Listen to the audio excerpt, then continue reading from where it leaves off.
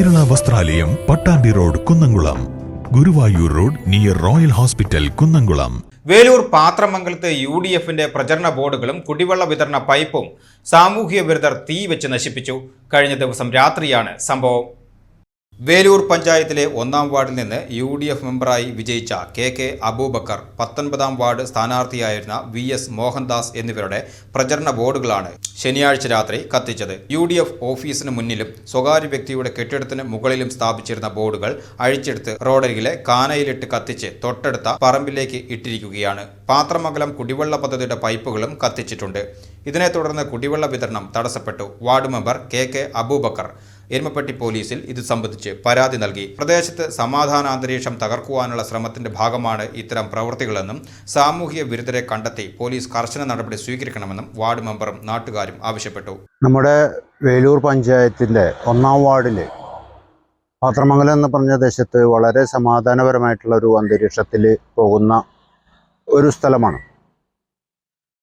ഇന്നലെ വൈകിട്ട് 10 മണിക്ക് ശേഷം ഇന്ത്യൻ നാഷണൽ കോൺഗ്രസിൻ്റെ പാർട്ടി ഓഫീസിൻ്റെ മുന്നിൽ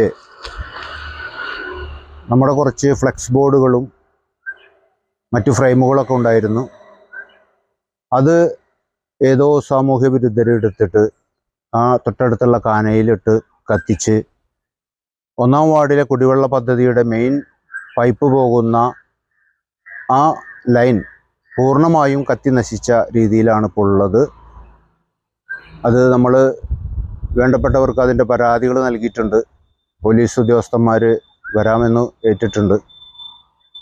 ഇത്തരം പ്രവണത വളരെ സമാധാനപരമായി പോകുന്ന ഒരു നാട്ടിൽ ഈ രീതിയിലുള്ള പ്രവർത്തനങ്ങൾ നടത്തുന്ന സാമൂഹ്യ വിരുദ്ധരെ നിയമത്തിൻ്റെ മുന്നിലേക്ക് കൊണ്ടുവരണം.